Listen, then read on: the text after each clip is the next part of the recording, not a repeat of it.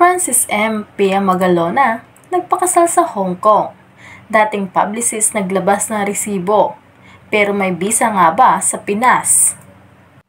Siguradong hindi pa matatapos ang kontrobersya sa paglantad ng babaeng umano'y dating nakarelasyon ni Francis Magalona at ang naging bunga ng kanilang pagmamahalan. Matapos umamin ng dating flight attendant na si Abigail Rait na naging jowa niya ang master rapper at nagkaroon pa ng anak na si Gil Francesca, hot topic naman kung kasal ba sina Francis at Pia Magalona. Ito'y dahil na rin sa revelasyon ng dating actor at concert producer na si Robbie Taroza na hindi raw kasal dito sa Pilipinas ang celebrity couple, kaya paniniwala ng ilang netizens hindi raw pala kabit si Abigail. Wala kasi tayong divorce sa Pilipinas, but even with kasal, ang tanong, was Kiko married to Pia?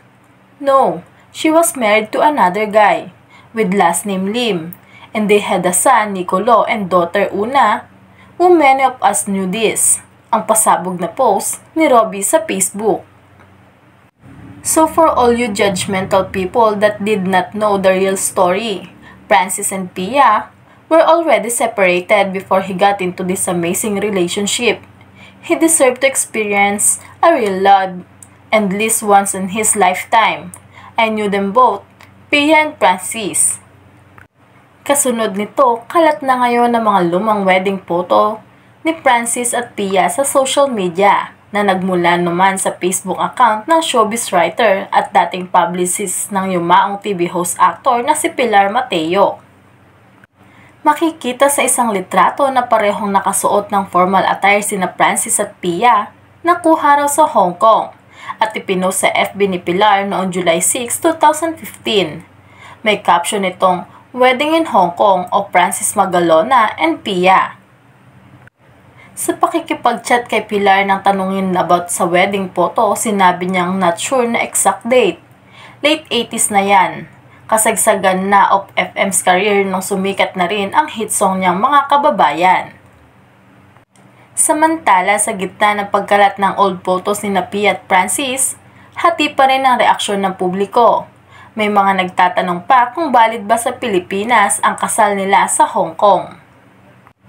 Dahil nga sa pagkakahalungkat na resibo sa kasal ni Francis at Pia sa Hong Kong. Matapos lumabas ang pasabog ng concert producer na si Robbie Taroza, hingil sa naging pagsasama ni Francis Magalona at Pia Magalona. Nakalkal naman ang lumang Facebook post ng dating publicist ng rapper na nagpakita ng lumang larawan ng dalawa noong ikasal daw ito sa Hong Kong.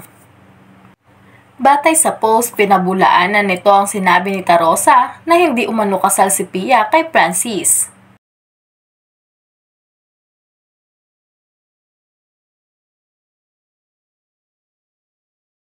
Samantala, wala pang tugon o reaksyon ng pahayag ang kampo ni Robbie o ni Pia sa post na ito ng dating publicist na si Francis M.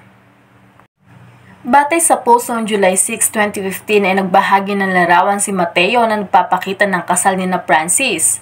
Nakatag ito sa Facebook account ni Pia at anak na si Maxine Magalona, gayon din ang talent manager or columnist na si Noel Ferrer.